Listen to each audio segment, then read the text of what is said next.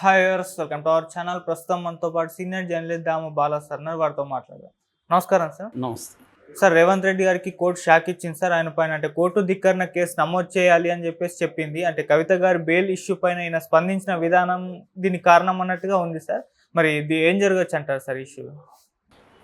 నేను యాక్చువల్గా మొన్న చెప్తున్నప్పుడు ఇవన్నీ కూడా చెప్పాను. ఎందుకంటే సుప్రీంకోర్టు ద్వారా బెయిల్ వచ్చినప్పుడు రాజకీయ కారణాలతో బెయిల్ వచ్చిందని చెప్పడం అంటే సుప్రీంకోర్టును మనం అనుమానించడం, సుప్రీంకోర్టు ఉన్న పరిధి కావచ్చు, పవర్స్ని కావచ్చు మనం డౌట్ చేయడం అని చెప్పాను. కాకపోతే ఇక్కడ 2 కోణాలు ఉంటాయి ప్రతి కేసులో కూడా. ఒకటి రాజకీయ కోణం, ఒకటి లీగల్ కోణం. సో దీంట్లో రేవంత్ రెడ్డి ఏం చెప్పాడంటే, ముందే ఆయన బెయిల్ రాకముందే రేవంత్ రెడ్డి ఢిల్లీలోనే మీట్ ద ప్రెస్ కార్యక్రమంలో ఆయన ఏం చెప్పాడంటే, త్వరలో కవితకు బెయిల్ వస్తుంది, దీనికి ప్రధాన కారణం ఏంటంటే బీజేపీ బీఆర్ఎస్ మధ్య ఒప్పందం కుదిరిపోయింది, బీఆర్ఎస్ బీజేపీలోకి విలీనం అయిపోతుంది, మెర్జ్ అయిపోతుంది. సో మెర్జ్ అయిపోయినాక కవితకు బెయిల్ రాబోతుంది. తర్వాత కేసీఆర్ గవర్నర్ అవబోతున్నాడు, కేటీఆర్ ఏమో కేంద్ర మంత్రి అవుతున్నాడు, హరీష్ రావు తెలంగాణ అసెంబ్లీలో ప్రధాన ప్రతిపక్ష నాయకుడు అవుతున్నాడు అనేది ఆయన చెప్పాడు. దాని తర్వాత ఆయన చెప్పినట్టే బెయిల్ వచ్చింది. బెయిల్ వచ్చిన తర్వాత ఇక్కడ మళ్ళీ రేవంత్ రెడ్డి సేమ్ కామెంట్స్ని రిపీట్ చేశాడు. బీజేపీ నేషనల్ లెవెల్లో బీజేపీ బీఆర్ఎస్ మధ్య ఒప్పందం కుదిరింది, ఇక్కడ కూడా స్టేట్ లెవెల్లో కూడా వీళ్ళిద్దరూ మాట్లాడుకున్నారు. సో అందుకనే బెయిల్ వచ్చింది కవితకు. లేకపోతే ఇదే కేసులో 16 నెలలుగా ఉన్న మనీష్ సిసోడియాకి 16 నెలల వరకు బెయిల్ రాలేదు. అట్లాగే కేజ్రీవాల్ ఇంకా జైల్లో ఉన్నాడు. కవితకు బెయిల్ రావడానికి ప్రధాన కారణం బీజేపీతో బీఆర్ఎస్ ఒప్పందం అనేది ఆయన చెప్పాడు. దీని మీద ఏమైందంటే, ఆల్రెడీ సుప్రీంకోర్టులో రేవంత్ రెడ్డికి సంబంధించి ఒక కేసుకు సంబంధించి విచారణ జరుగుతుంది. విచారణకు సంబంధించి జస్టిస్ గవాయ్, కేవి విశ్వనాథన్, తర్వాత మిశ్రా, ఈ ముగ్గురి ధర్మాసనం ఆ కేసుని చూస్తుంది. ఆ కేసు ఏంటంటే ఓటుకు నోటు కేసు అనమాట. ఓటుకు నోటు కేసు తెలంగాణ హైకోర్టులో ఉంది. దీన్ని తెలంగాణ హైకోర్టు నుంచి భోపాల్ హైకోర్టుకి మార్చమని జగదీశ్వర్ రెడ్డి బీఆర్ఎస్ ఆయన సుప్రీంకోర్టులో పిటిషన్ వేశాడు. సో ఆయన వాదనలు ఏంటంటే, ఇక్కడ ఇప్పుడు రేవంత్ రెడ్డి ప్రభుత్వం ఉంది కాబట్టి ఏసీబీ రేవంత్ రెడ్డి కంట్రోల్లో ఉంటుంది కాబట్టి ఏసీబీ కోఆపరేట్ చేయదు, కాబట్టి ఈ కేసు ఫ్రీ అండ్ ఫెయిర్ ఇది జరగదు, కాబట్టి దీన్ని అక్కడికి మార్చాలి అనేది ఆయన చెప్పాడు.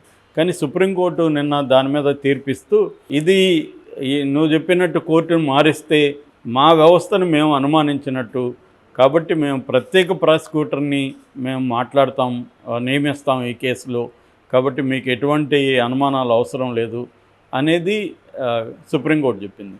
ఇక్కడ చాలామందికి అనుమానాలు ఉన్నాయి. కొన్ని విషయాలు ఇప్పుడు రామోజీరావు బతుకున్నప్పుడు ఆయన జగన్ మీద ఆంధ్రప్రదేశ్ హైకోర్టు వద్దు, మాకు ఢిల్లీ హైకోర్టు కావాలంటే ఢిల్లీ హైకోర్టుకి కన్వర్ట్ చేశారు, ఇదే సుప్రీంకోర్టు. మరి అప్పుడు ఎలా చేశారనేది డౌటు. అప్పుడు కూడా ఇదే వర్తిస్తుంది కదా, ఆంధ్రప్రదేశ్ హైకోర్టుని అనుమానించకూడదు కదా. మరి ఆంధ్రప్రదేశ్ హైకోర్టు కాకుండా ఢిల్లీ హైకోర్టుకి ఎలా మార్చారు? అట్లాగే వివేకానంద రెడ్డి హత్య కేసు ఆంధ్రప్రదేశ్ని తెలంగాణకు మార్చారు కదా, మరి అది ఎలాగ మార్చారు? ఇలాగ కొన్నిసార్లు ఏమో సుప్రీంకోర్టు తీర్పులకు సంబంధించి కూడా కన్ఫ్యూజన్ అయితే ఉంది. వాళ్ళని ఉద్దేశాలను తప్పు పట్టడం కాదు, కానీ కొన్నిసార్లు ఎందుకు మారుస్తున్నారు, కొన్నిసార్లు ఈ లాజిక్ ఎందుకు చెప్తున్నారు. సో అదే లాజిక్ ప్రకారం జగదీశ్వర్ రెడ్డి చెప్పింది కరెక్టే కదా. ఇక్కడ రేవంత్ రెడ్డి ప్రభుత్వం ఉంది, రేవంత్ రెడ్డి కింద ఏసీబీ ఉంది. సో ఏసీబీ రేవంత్ రెడ్డి మీద సీరియస్గా ఎందుకు కోర్టులో కొట్లాడుతుంది? ఖచ్చితంగా వీక్ చేస్తుంది కదా. సో పబ్లిక్ ప్రాసిక్యూటర్ని ఎవరిని పెట్టినా ఇన్వెస్టిగేటివ్ ఏజెన్సీ కానీ నీరుగాల్చదలుచుకుంటే పబ్లిక్ ప్రాసిక్యూటర్ ఏం చేస్తారు? కాబట్టి ఇటువంటి డౌట్స్ అయితే ఉన్నాయి. సో అదే సందర్భంలో రేవంత్ రెడ్డి కామెంట్స్ని కూడా బెంచ్ దృష్టికి తీసుకొచ్చారు జగదీశ్వర్ రెడ్డి అడ్వకేటు. సో కవిత బెయిల్ వచ్చిన విషయంలో ఇలాగ మాట్లాడిందని. దాంతో అదే బెంచ్లో ఉండే ఇద్దరే కదా బెయిల్ ఇచ్చారు, గవాయ్ అండ్ విశ్వనాథన్ ఇద్దరు కవితకు బెయిల్ ఇచ్చారు. నిజానికి కవితకు బెయిల్ ఇవ్వడానికి వాళ్ళు దాదాపు 10 కారణాలను కూడా డీటెయిల్గా చెప్పారు. ఎందుకంటే ఆల్రెడీ ఆమె 5.5 నెలలుగా జైల్లో ఉంది, దాంట్లో సిబిఐ ఫైనల్ ఛార్జ్షీట్ వేసేసింది, ఈడీ కూడా విచారణ పూర్తయిందని చెప్పింది. సో విచారణ పూర్తయి ఫైనల్ ఛార్జ్షీట్ వేసిన తర్వాత ట్రయల్ అనేది అది లాంగ్ ప్రక్రియ. సో ఆ లాంగ్ ప్రక్రియ జరిగే వరకు ఆమె జైల్లో ఉండాలంటే కరెక్ట్ కాదు. ఎందుకంటే article 21 of the Indian constitution వ్యక్తి స్వేచ్ఛను గురించి నొక్కి ఒక్కానిస్తుంది, పర్సనల్ లిబర్టీ అండ్ ఫ్రీడమ్ దీన్ని చెబుతుంది. కాబట్టి దానికి విరుద్ధమైన ఏ చట్టం కూడా చెల్లదు అనేది సుప్రీంకోర్టు వ్యాఖ్యానించింది. అలాగే రెండవ point section 45 of the PMLA prevention of money laundering act section 45(1) ఏం చెప్తుందంటే మహిళకు ప్రత్యేకంగా కొంత కన్సిడర్ చేసి మహిళలకు ఇవ్వాలని.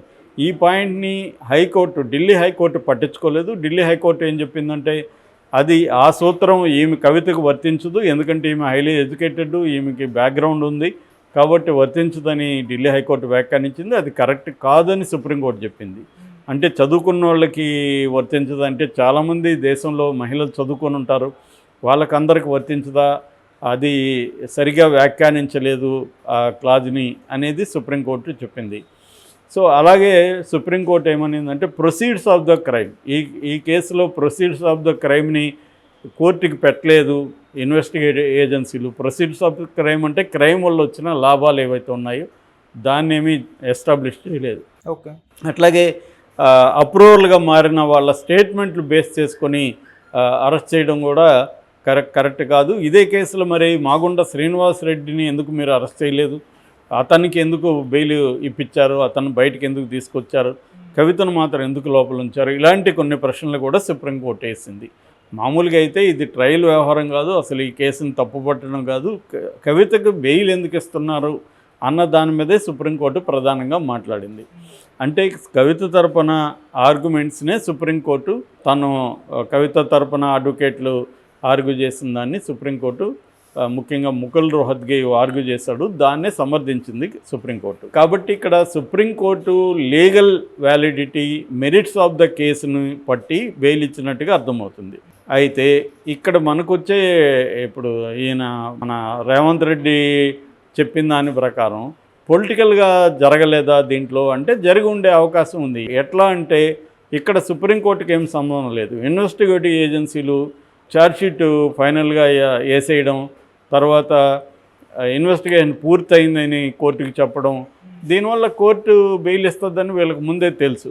ఇన్వెస్టిగేటివ్ ఏజెన్సీలు కానీ అనుకుంటే ఒక వ్యక్తికి బెయిల్ ఇప్పించగలవు, ఎందుకంటే వాళ్ళు స్ట్రాంగ్గా కంటెస్ట్ చేయరు, బెయిల్ ఇవ్వద్దని స్ట్రాంగ్గా మాట్లాడాలనుకుంటే వాళ్ళు ఫైనల్ ఛార్జ్షీట్ వేయరు. మనకి ఆ మధ్య కూడా మన హేమంత్ సోరెన్ అసిస్టెంట్కి సంబంధించి కూడా సుప్రీంకోర్టు ఇదే కామెంట్ చేసింది, మీరు ఫైనల్ ఛార్జ్షీట్ వేయకుండా సప్లిమెంటరీ ఛార్జ్షీట్లు వేస్తూనే వెళ్తున్నారు, అంతవరకు వాళ్ళు జైల్లోనే ఉండాలా అని కూడా అడిగింది. ఇక్కడ మళ్ళీ నాకు ఇంకో డౌట్ ఏంటంటే ఇప్పుడు వివేకానంద రెడ్డి కేసులో ఇంకా చాలామంది ఎర్రగంగిరెడ్డి జైల్లో ఉన్నాడు, సునీల్ యాదవ్ జైల్లో ఉన్నాడు, ఉమాశంకర్ రెడ్డి, గజ్జల ఉదయ్ కుమార్ రెడ్డి జైల్లోనూ ఉన్నారు. వీళ్ళందరూ జైల్లో, ఆయన ఎవరు దేవిరెడ్డి, ఆయనకి మధ్య బెయిల్ వచ్చినట్టుంది, శివశంకర్ రెడ్డికి, వీళ్ళు ముగ్గురు జైల్లో ఉన్నారు.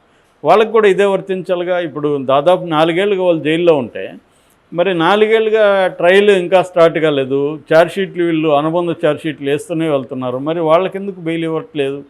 ఇట్లా చాలా కేసులు ఉన్నాయి. నీకు బీజేపీ వాళ్ళు కుమ్మక్కవడం వల్లే నీకు బెయిల్ వచ్చింది అంటున్నారు.